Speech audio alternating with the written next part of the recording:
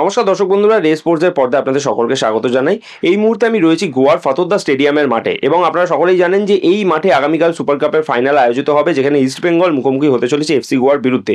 তবে এই ম্যাচে খেলতে নামার আগে ইস্ট বেঙ্গল সমর্থকরা কিন্তু যথেষ্ট পরিমাণে মুখিয়ে রয়েছেন যে দল আবারও সুপার কাপ যাতে চ্যাম্পিয়ন হয়, কারণ যেহেতু দল ফাইনালে উঠেছে। 2023-24 মৌসুমে east Bengal super cup champion হয়েছিল, চ্যাম্পিয়ন হয়ে তারা এএফসিতে প্রতিনিধিত্ব করার সুযোগ পেয়েছিল। ফলে এবারে কিন্তু আরও একবার সেই সুযোগটা ইস্ট বেঙ্গল দলের সামনে রয়েছে এবং সমর্থকরা আরো বেশি মুখিয়ে রয়েছেন একটাই কারণে, কারণ এই মৌসুম দল কিন্তু যথেষ্ট ধারাবাহিক পারফরমেন্স করছে, যে কটা লিগে খেলেছে প্রত্যেকটাতেই ভালো পারফরমেন্স করেছে। ফলে ফাইনাল ম্যাচটাতেও সমর্থকরা মনে প্রাণে চাইছেন যেন ইস্ট বেঙ্গল গোয়ার মাটি থেকে ইস্ট বেঙ্গল জিতেই যাতে মাঠ ছাড়ে, সেই মতোই কিন্তু সমর্থকদেরও প্রত্যাশা। তবে বেশ কিছু বিষয় নিয়ে আজকের এই যে ভিডিওটা দর্শক বন্ধুদের সামনে আমরা তুলে ধরবো, বেশ কিছু বিষয় কিন্তু রয়েছে এই ফাইনাল ম্যাচটাতে নামার আগে, যেটা কিন্তু ইস্ট বেঙ্গল দলের ফেভারে রয়েছে বলা যায়, বা বেশ কিছু এমন জিনিস রয়েছে যেগুলো এর আগে ঘটেছিল ফাইনালে যখন ইস্ট বেঙ্গল সুপার কাপে খেলেছিল।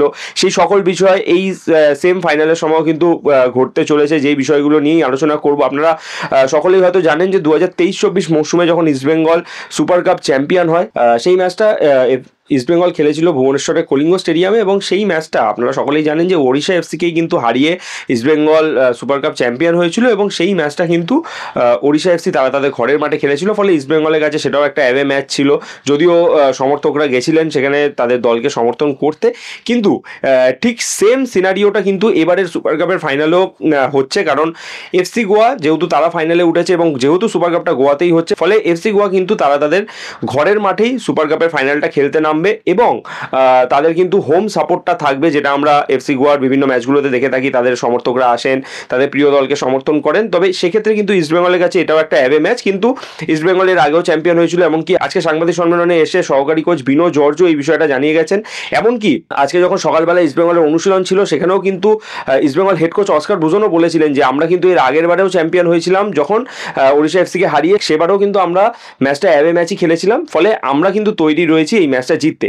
আরও যে সমস্ত বিষয়গুলো নিয়ে আপনাদের কাছে আসবো, আপনারা সকলেই হয়তো জানেন যে 2023-24 মৌসুমে যখন east Bengal super cup champion হয়, সেই মৌসুম ওড়িশা এফসির সঙ্গে যখন ইস্ট বেঙ্গল ফাইনাল খেলতে নামে, ওড়িশা এফসি দলের দুজন গুরুত্বপূর্ণ ফুটবলার কিন্তু ইস্ট বেঙ্গল দলে ছিলেন, যেমন নন্দা কুমার ভারতীয়দের মধ্যে, বিদেশিদের মধ্যে সল ক্রেসপো, যারা ঠিক তার আগের মৌসুমটাতেই ওড়িশা এফসি জার্সি গায়ে সুপার কাপ চ্যাম্পিয়ন হয়েছিলেন। ঠিক তার পরের মৌসুমেই আবার 2023-24 মৌসুমে ইস্ট বেঙ্গল জার্সি গায়ে তারা সুপার কাপ চ্যাম্পিয়ন হয়েছিলেন। ফলে চ্যাম্পিয়ন দল থেকেই কিন্তু ইস্ট বেঙ্গল দলে এসে তারা সুপার কাপটা জিতেছিলেন, এবং কি তাদের পুরনো দলের বিরুদ্ধেই তারা খেলে জিতেছিলেন। এবং এই মৌসুমেও কিন্তু এই সেম জিনিস রয়েছে, এই সেম জিনিসটা কিন্তু রয়েছে।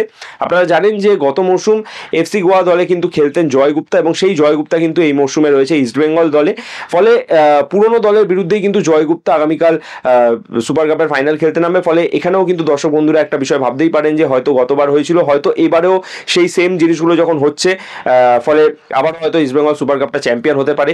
শুধু এখানেই নয়, আরও একটা বিষয় যেটা দর্শক বন্ধুদেরকে জানানো উচিত, গতবার আপনারা জানেন যে সুপার কাপের ফাইনালটা যেবারে ইস্ট বেঙ্গল জিতলো ওড়িশা এফসিকে হারিয়ে, সেই ফাইনালটাও কিন্তু রবিবার হয়েছিল আয়োজিত, এবং এই ফাইনালটাও কিন্তু রবিবারই হচ্ছে গোয়ার ফতোদ্দা স্টেডিয়ামের মাঠে। ফলে সব কিছু মিলিয়ে সমর্থকরা কিন্তু মুখিয়ে রয়েছেন যেরকমভাবে যে east Bengal super cup champion হবে, ঠিক সেইভাবেই এই সকল বিষয়গুলো নিয়েও কিন্তু সমর্থকরা নিশ্চয়ই ভেবেছেন, এবং তারাও হয়তো আমাদের এই প্রতিবেদন ভিডিও দেখার পর তারা হয়তো এই জিনিসটাকে আরও গভীরে গিয়ে ভাববেন যে হয়তো সমস্ত জিনিস যেহেতু একইভাবে মিলছে, হয়তো ইস্ট বেঙ্গল এইবারে সুপার কাপটা হয়তো চ্যাম্পিয়ন হয়, আবারও কলকাতায় তারা ফিরবে।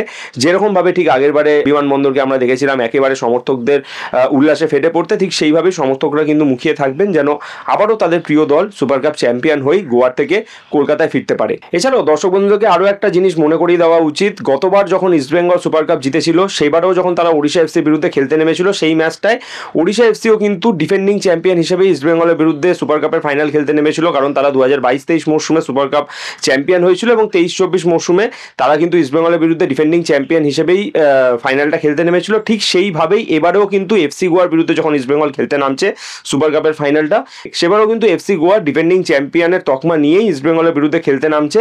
এবং আপনারা জানেন যে আগের সুপার কাপটাতে কিন্তু এফসি গোয়া চ্যাম্পিয়ন হয়েছিল। ফলে গতবার কিন্তু ডিফেন্ডিং চ্যাম্পিয়ন হিসেবে নামা ওড়িশা এফসিকেই ইস্ট বেঙ্গল হারিয়ে সুপার কাপ জিতেছিল, ফলে সমর্থকরাও মুখিয়ে থাকবেন যেন এবারেও সেই সেম জিনিসটাই রিপিট হয়, যেন ডিফেন্ডিং চ্যাম্পিয়ন এফসি গোয়াকেই হারিয়ে ইস্টবেঙ্গল যেন এবারেও সুপার কাপের ট্রফিটা নিজেদের ঘরে তুলতে পারে।